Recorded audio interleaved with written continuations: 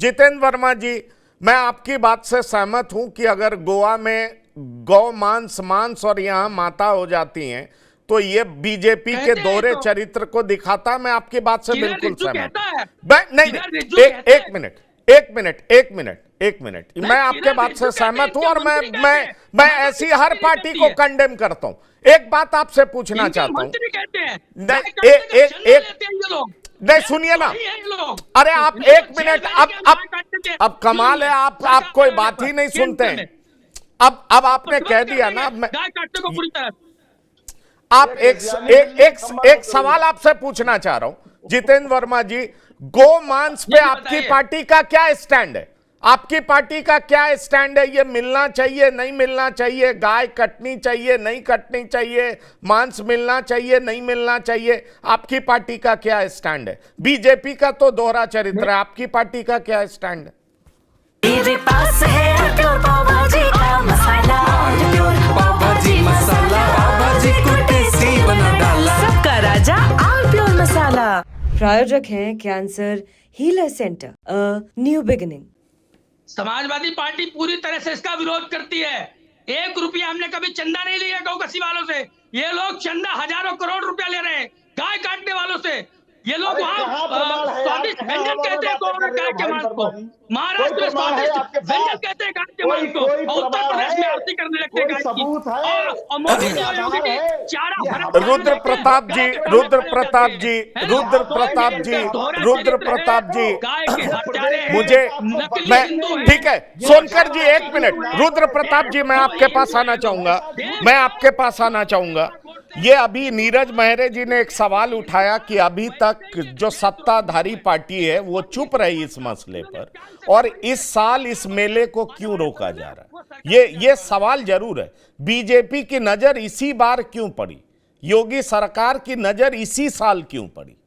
क्या इसमें कोई पॉलिटिक्स है या संभल में माहौल ठीक नहीं है? संभल में जिस तरीके के दंगे फसाद हुए, कई लोग मारे गए, किसने हत्या की, ये बात भी सामने आ गई, पर सवाल ये उठता कि इसी साल सरकार ने इस पर अंकुश क्यों लगाया? देखिए पंकज जी, बहुत सरल और सीधा सा है कि जो घटनाएं संभल में हुई उसके बाद का वहां का ऐसा माहौल नहीं है कि इस तरह के आयोजन किए जा सकें, और खास करके तब जब जिस व्यक्ति के नाम पर ये आयोजन हो रहे हैं उसका इतिहास बहुत ही घृणित है। तो ऐसे आयोजन की प्रशासन कैसे सहमति दे सकता है? जैसे आपने देखा होगा कि जब मस्जिद के पहले दिन सर्वे टीम गई थी तो सारे कुछ सामान्य तरीके से हो गया, लेकिन उसके 4 दिन के बाद जब उपद्रव होता है तो सारे राजनीतिक दल या सब लोगों ने यही आरोप लगाया कि वहां प्रशासन कर क्या रहा था, प्रशासन ने चीजों तैयारियां क्यों करी।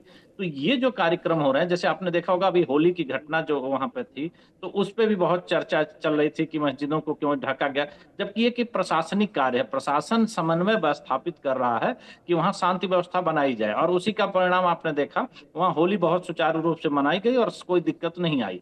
अब उसी के अगले कदम में अगर इस तरह का कोई ऐसा धार्मिक आयोजन है जो धार्मिक उन्माद पैदा कर सकता है, क्योंकि ये तो सच्चाई है, इसको तो नकारा ही नहीं जा सकता कि जो उसका इतिहास है एक बहुसंख्यक समाज के लिए बहुत घृणित इतिहास है, वो 900 से लगाया जा रहा था, क्यों लगाया जा सकता, अब हम लोग पीछे जाकर उस पर डिस्कस नहीं कर सकते हैं, लेकिन वर्तमान परिस्थिति में अगर ऐसी कोई बात होती है और वहां सामाजिक सौहार्द बिगड़ता है और प्रशासन उसको रोकता है, तो यही तो प्रशासन का काम है, सरकार का काम यही है। अगर ये चीज नहीं होती है और कुछ दिक्कत आती है तो बाद में यही आरोप लगाए जाएंगे कि प्रशासन इसको लेकर के गंभीर नहीं था, जानबूझ करके दंगे कराए गए। और जो बात बार बार कही जाती है कि इससे बाकी चीजों का ध्यान भटाने की कोशिश करी जाती है, तो विपक्ष के जो नेता हैं ऐसे मुद्दों पर बयानबाजी नहीं देना चाहिए। प्रशासन अपना काम कर रहा है, उसको उनको छोड़ देना चाहिए। अगर इस देश में बेरोजगारी बड़ा मुद्दा है और तो बेरोजगारी पर बड़े नेताओं को बयानबाजी देनी चाहिए, बेरोजगारी पर बहस करनी चाहिए। लेकिन जब तुष्टिकरण वाले जो मुद्दे होते हैं उसको आप अभी आपके डिबेट में देखिए कि कहां से कहां तक हम जा रहे हैं। एक सिंपल सी बात नहीं कह पा रहे हैं कि अगर ऐसे आयोजन जो भी धार्मिक उन्माद फैलाने वाले लोग हैं, क्योंकि गाजी का इतिहास भारत के लिए कोई अच्छा इतिहास तो है नहीं, वो एक आक्रांता था। अब 9 साल से उसको महिमा मंडित क्यों किया जा रहा है? अगर आप देखें सुहेल देव ने उनको हराया था या जो भी ऐतिहासिक चीजें हैं, तो क्या उनके उस पे मेले लगाए जा रहे हैं या उनको महिमा मंडित करने के लिए कोई आयोजन किया जा रहा है? तो उसको न करके ऐसे लोगों को प्रमोट किया जा रहा है, चाहे वो औरंगजेब की बात हो रही है महाराष्ट्र की बात हो रही है या यूपी की बात हो, तो ये चीज जो राजनीतिक लोग बड़े सफाई से करने की कोशिश कर रहे हैं वो राजनीति है। आप शिक्षा का मुद्दा उठाइए, आप बेरोजगारी का मुद्दा उठाइए, कौन रोक रहा है आपको? लेकिन वहां मजहबी उन्माद फैलाने को आप इस तरीके से किसी और विशेष व्यक्ति के साथ आप गोडसे से जोड़ रहे हैं या किसी से जोड़ रहे हैं, वो तुलनात्मक चीजें नहीं हो सकती हैं। वर्तमान परिस्थिति में जो चीज सामने है, प्रशासन अगर कोई कार्रवाई कर रहा है और अगर वो चीज है तो या तो आप खुल के बोलिए कि नहीं उनका लगना चाहिए। भाई राजनीति में आप दोहरा चरित्र नहीं अपना सकते, आप साथ खड़े होइए या खिलाफ खड़े होइए। ऐसे व्यक्ति का 9 साल से लगाया जाना ही गलत है। लेकिन ये कह करके नहीं बचा जा सकता है कि 9 साल से अगर लग रहा था तो अब इस बार क्यों रोका जा रहा है, क्योंकि इसमें कोई राजनीतिक चीजें नहीं मुझे दिखाई दे रही हैं।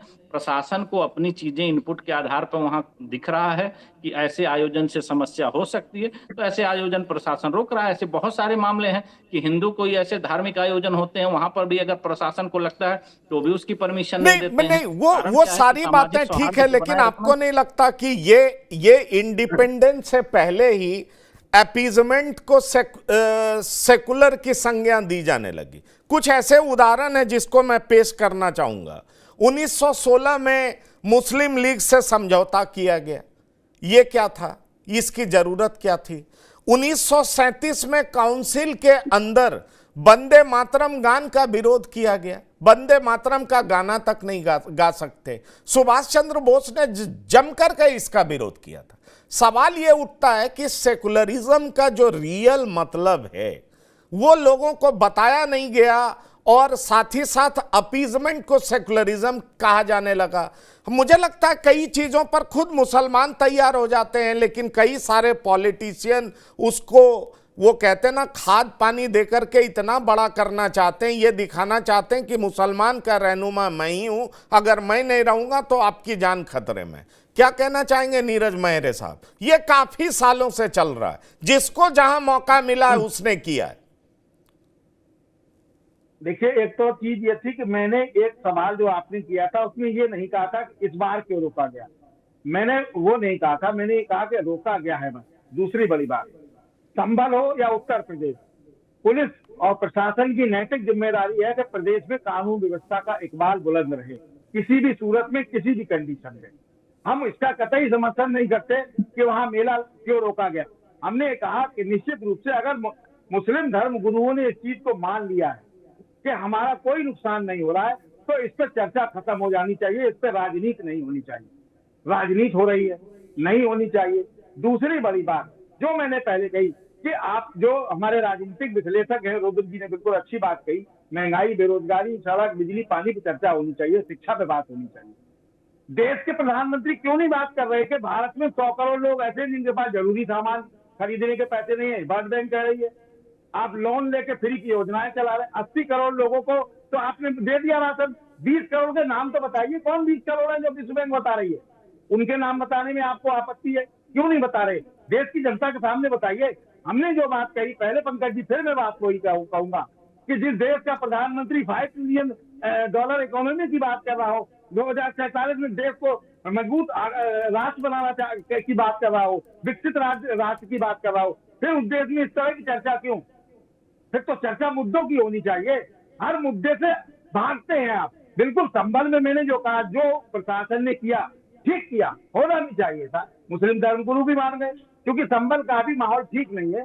जैसा राजनीतिक विश्लेषक महोदय ने कहा, हम भी इस चीज को स्वीकार करते हैं कि पहला काम पुलिस का कानून व्यवस्था कायम रखना है किसी भी सूरत में। फिर चाहे वो कोई और मामला हो, चाहे कोई और मामला हो, चाहे मस्जिद की खुदाई का मामला हो या अन्य कोई मामला हो। मुद्दे की चीजों से क्यों भागती है सरकार? मुद्दों पर क्यों नहीं चर्चा कर? विपक्ष को कहने दीजिए। विपक्ष अगर कह रहा है तो आप क्यों कह रहे हैं? विपक्ष ने, आप मुद्दों पे आइए ना। मुद्दों पे चर्चा क्यों नहीं होती? नहीं करना चाहते आप मुद्दों, क्योंकि मुद्दों पे चर्चा करने के लिए आप पास समय नहीं है। आपने कुछ किया ही ऐसा नहीं है। आप चुनाव में जब जाते हैं तो चुनाव में आप मैन्युफेस्टो जो आपका होता है उस पर कहीं चर्चा नहीं होती। लोकसभा का चुनाव देख लीजिए, विधानसभा का चुनाव उत्तर प्रदेश में 2027 में आने वाला है, तब देख लीजिएगा। आप महाराष्ट्र की बात कर रहे थे अभी। महाराष्ट्र में क्या, महाराष्ट्र में जो सरकार बनी है उसके मैन्युफेस्टो में औरंगजेब थे। अगर उन्होंने माफी मांग ली थी, मामला खत्म, उन्हें सजा दे दी गई थी, आपको बर्खास्त कर दिया, बर्खास्त कर दिया सदन से, मामला खत्म हो गया। उस पर चर्चा क्या बात है? अब और मतलब 300 साढ़े 300 साल पहले जो आदमी मरा वो भारतीय जनता पार्टी के लिए आज की तारीख में राजनीति का कारण बन गया। राजनीति होने लगी। औरंगजेब औरंगजेब बिहार से ले गए, औरंगजेब महाराष्ट्र से उत्तर प्रदेश में भी आ गए। हमारे उत्तर प्रदेश के मुख्यमंत्री ने कह दीजिए यहाँ भेज दीजिए, यहाँ देख लेंगे। इन सब चीजों से पंकज जी देश का भला नहीं होने वाला। अगर इन मुद्दों से, इन चर्चाओं से अगर 2047 में भारत नीरज जी, ये सशक्त राष्ट्र बताइए, बनता है, जो वो औरंगजेब को वो आका ये बताएगा, उन मुद्दों से देश का भला होगा। नहीं ठीक है, हमारे ठीक है। आपके आप जो अब मैं आ रहा हूं, वर्मा जी आ रहा हूं आपके पास। सोनकर जी आप कुछ बोलना चाह रहे हैं, आप बोलिए। हाँ please, one at a time अपनी बात रखिए। आपस में अगर ऐसे भिड़ेंगे तो किसी की आवाज सुनाई नहीं पड़ती।